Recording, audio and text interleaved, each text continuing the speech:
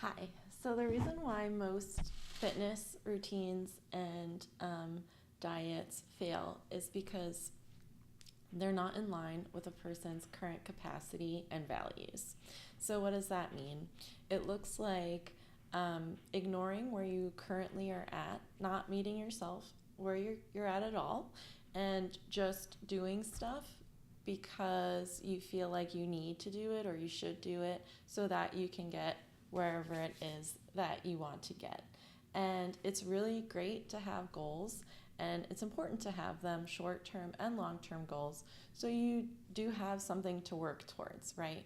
But in getting there is where you can either develop really great um, intrinsic motivation, or you're going to solely rely on external validation and somebody telling you that you're doing a good job. Okay, and external validation is a tricky one because it does feel good. It feels like, oh, people see me, and oh, look, I'm doing a good job, like I'll keep doing this.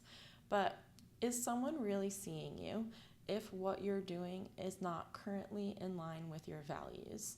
Not really, because that's not really you that they're seeing. They're seeing you performing so that you can fit whatever box or whatever thing you feel like you need to fit into so that you can get that external validation so that you can fit in. Okay, so what does it look like to honor your capacity and your values in fitness, and when you're wanting to maybe change your diet, maybe you want to eat a little more healthily, okay? More nourishing foods, perhaps. So, what needs to be done is first write down 6 of your top values. So, if one of your values is fun, how can you make your workouts more fun and enjoyable? They don't have to suck. You can do stuff that you like to do. It's also okay to do stuff you don't like to do.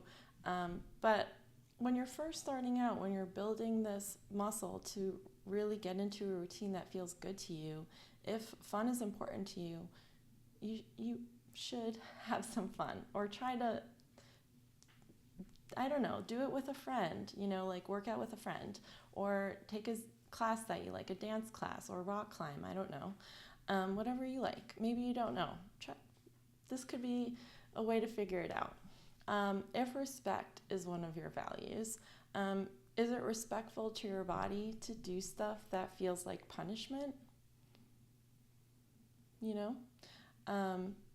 I think there's a difference between challenge and punishment, and that's for you to decide what it is that you're currently doing, or what you have done in the past.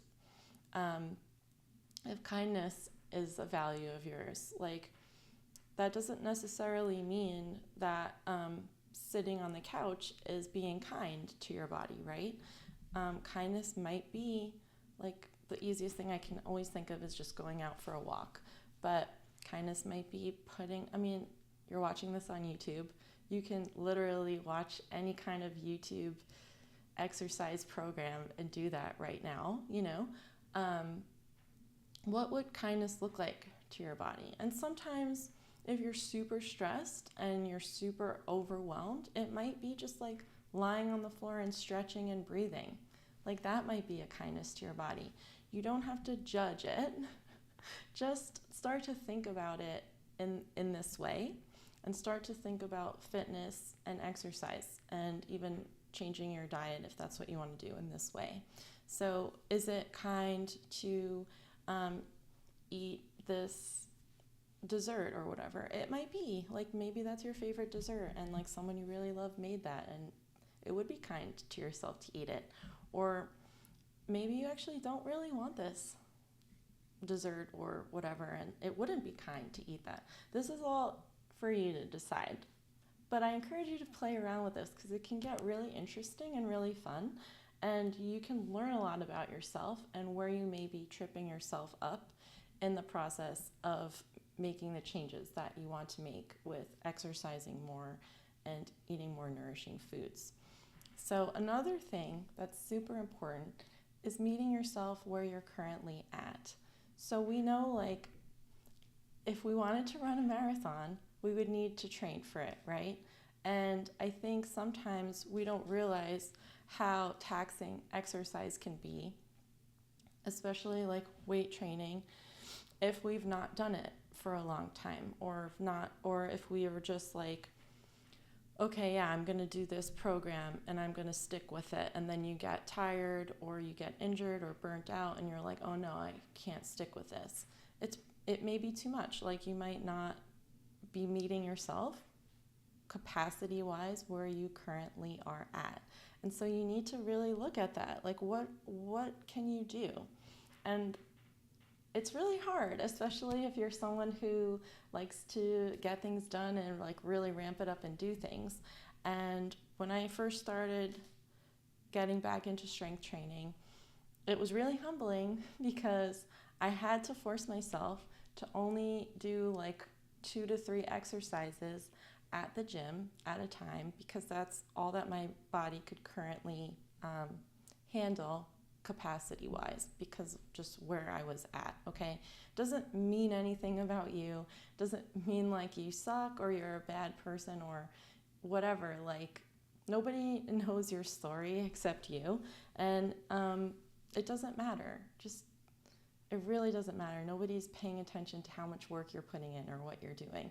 And if they are, and they're not like your coach or someone, that's helping you along this route, then it really doesn't matter what they think. And that's so hard, but it really doesn't. So your workouts should be for you, not for impressing someone else or external validation. I mean, sure, maybe sometimes we like to show off a little, but that's not the full reason why you're doing this, okay? It's so that you can honor your values and honor yourself. And then when you do get that external validation, when someone says, oh, hey, like, wow, look at that, look at what you're doing, you really are feeling seen, because you're doing this in line with yourself. And it just, honestly, it feels so much better than the external validation of after doing the thing that you hate or you don't really want to do, that you just feel like you should do. And I really encourage you to, if you're struggling with being consistent with exercise and health and nourishing foods, things like that, write down a list of your values. See how you can honor those values in whatever it is that you want to choose for your exercise routine or for your meal plans. And then check your capacity. Like, if you're really going through a hard time right now, it would be wise not to expect too much from yourself, but that doesn't mean that you can't do anything. You just need to do what's in line with your capacity. And the more that you honor your current capacity, the more it will expand, which is really cool, because then you'll have more energy to do more things, which is what most people want to do, right? So all of this will give you that intrinsic motivation that you need. When people say, enjoy the process, oh, like, don't care about the outcome so much, just enjoy what you're doing. This is how you do that. It's through honoring your values, honoring your capacity, and meeting yourself where you're currently at. So if you have any questions about that, feel free to drop them in the comments or feel free to email me. But good luck, and I hope that you honor your values and you honor your capacity and you get moving and you get eating or moving in a way that feels really great to you.